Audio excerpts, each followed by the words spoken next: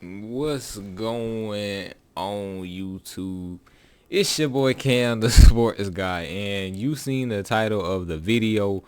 We finna talk about the Final Four for the women's NCAA tournament. Don't worry, it's going to be a double upload. I'll be breaking down the women's Final Four, then I'll be breaking down the men's Final Four in separate videos.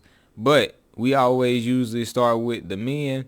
Let's switch it up and start with the women this time. Boy, oh boy, we got all one seeds in the Final Four. Obviously, we know when it comes to the women's NCAA tournament, there aren't many surprises that take place. I mean, the biggest surprise that I can think of so far with this tournament is Virginia beating Georgia.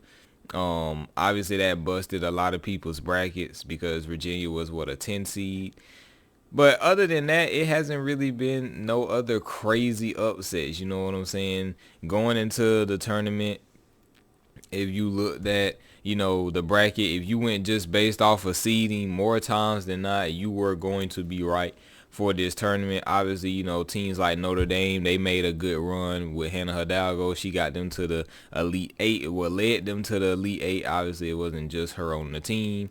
Before they lost to UConn, and that is how UConn punched their ticket, to the Final Four. And looking at their opponent, South Carolina, they got here by being dominant as ever, like usual, defeating teams like Clemson, USC, just getting them out the way. You know what I'm saying? Well, no, they didn't even play Clemson. They played Southern. They had a chance to play Clemson, but that buzzer beater that wasn't a buzzer beater got wiped away. And instead they went against USC in a battle for who was the real USC, and it was for sure South Carolina because they went out there and handled, Jazzy Davidson and the USC Trojans. And then, obviously they got to their regions and they took care of business as usual. They had a real close game with TCU in that Elite Eight game on Monday, but was ultimately able to close it out and punch their ticket to the Final Four and set up a rematch from last year's national championship against UConn. And actually, that's going to be the first game we talk about.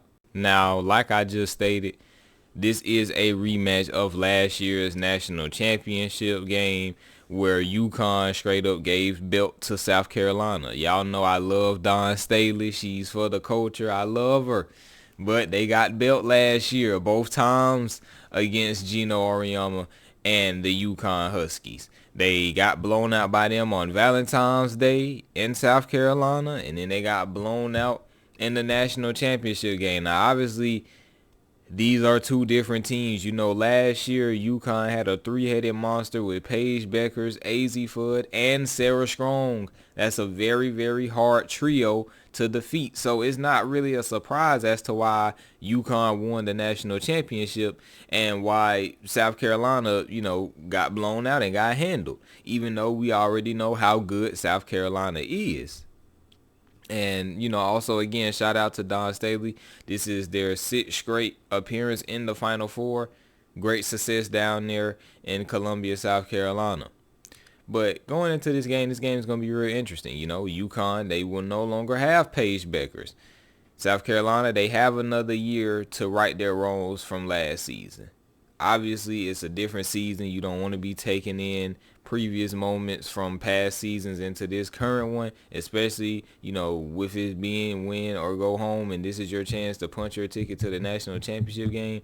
You don't want to come in with emotions from last year. And I obviously, I know, of course, Dawn Staley is not going to have her team thinking about that. That's going to be the last thing that they are thinking about going into this game. But still, you have a different team in UConn. UConn, it's been talked about that they haven't really been battle tested yet this season. They will definitely be tested against South Carolina this year. I would be highly shocked if it was a blowout like how it was the last season in those two games, because I really feel like Dawn Staley is going to have this group prepared. And obviously, I know Gino is going to have his group prepared, but like we said, with UConn not really playing people, you go from a season where you haven't really played that many opponents that have made you get to an intense level of play, and then you have to turn around and go against, South Carolina as that being your first big test. That's obviously not something that you want to have going forward.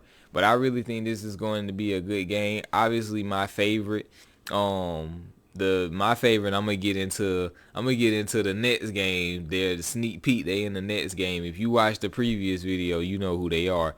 But I do, have them going against UConn in the national championship. And obviously, I'm pretty sure almost everyone in the world has UConn winning the national championship. So obviously, this pick is not going to be surprising to any, although I do believe this is going to be, the first big game that the Huskies play this year. I still do feel like they have the edge over South Carolina just because although, the situations are different, I don't see that the situation is too much different. I feel like both teams are really in a similar spot, even though they did lose some really great players, with UConn losing Paige Beckers to the draft, and then of course South Carolina losing Malaysia Fawali to LSU. So all in all, for my prediction, I'm gonna go with the UConn Huskies. But y'all already know I'm for Dawn Staley. I'm for the culture. So if she wins, hey, I'll be excited for her as well. For my bracket, I need South Carolina to beat UConn, but I'm still gonna pick UConn as my logical basketball answer for this game. Now, shifting gears into the other Final Four matchup, we got UCLA and my favorites, the Texas Longhorns. Now, Texas, they have been storming through the tournament as well. They played some really good teams. They played the 5 seed in Kentucky on this past Sunday, and then they straight up dominated the number 2 Michigan seed. And so this Texas Longhorns team has definitely looked like a team from the jump to me that was going to be a favorite to win the national championship, just based on how they played and put everything together last year, and then knowing that they were going to have Harmon and Madison Booker at the helm once again. They were going to be a really, really great team, and that's what they are at this current moment. They head into the Final Four with a lot of momentum, in my opinion. They didn't even have to leave their state to get to the Final Four. Obviously, we know that Texas University is in Austin, and they played in the Fort Worth Regional. So they had 2 home games in Austin, and then went to Fort Worth, took care of business just like that. But man, oh man, they're going against UCLA. And we know how dominant UCLA has been. You got Lauren Betts and the rest of the UCLA crew just going out there and slapping up on opponents as well.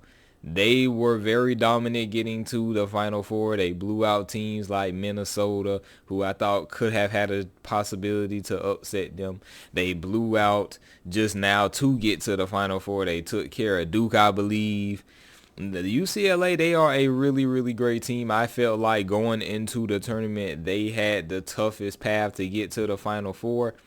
And what do you have it? They are here. They had to go against teams that was in there. Well, they had the potential to go against teams in their region like Duke and LSU and Minnesota and Ole Miss. And it didn't even matter. They flew right past those teams. And now they find themselves with a matchup and a rematch against the team that beat them. The only team to beat them this season. That's right. The Longhorns are the only team to beat the Bruins this season. They played each other way back in the beginning of the regular season. And I really feel like that's going to leave a bad taste. It left a bad taste in UCLA's mouth. And that's why they're going to try to come out swinging to try to find themselves and find their way to get to the national championship. However, they're my favorite for a reason. I have to go with the Texas Longhorns. I feel like this Texas Longhorns team has what it takes to win the national championship. I had them as my favorite going into it. Why switch up on them now since now that they're in the Final Four? I really feel like Madison Booker and Harmon, this is their time to lead this team to a national championship. Obviously, It's going to be tough whoever they face, but with the adversity that Texas has faced this season, along with all of the ranked AP wins that they have, they've literally played almost everybody, and they've pretty much beat almost everybody. And now it's time to do that in the Final Four and potentially the national championship. Now, both of these matchups will be taking place on Friday. This video is being recorded on Wednesday, and I have to work the Masters golf tournament. My training begins on Easter Sunday, so I'm going to leave you guys with my prediction for the national championship as well. Now, obviously, based on this video, I have UConn and Texas making the national championship. And like I said, I gotta stay consistent. I'm going with the Texas Longhorns to win it all. I feel like UCLA is going to be a tough matchup for Texas, but Texas is ultimately going to pull it out. And I feel like South Carolina, even though I don't have them winning, I'm not going to be surprised if they win. But even though I don't have them winning this matchup, I feel like they're going to tire out UConn, and that's going to allow Texas to go in there, pick up the pieces, as they already are a really great team. They've been going in and taking care of business this whole entire season. I feel like they're going to stay focused, and they're going to catch the UConn Huskies off guard early and allow themselves to have the best route to win the championship and get it done and bring another national championship to Austin, Texas. But y'all let me know what y'all think in the comments below. And as always, y'all know what I'm going to say. Y'all have a blessed one, and I'll see y'all in the next one.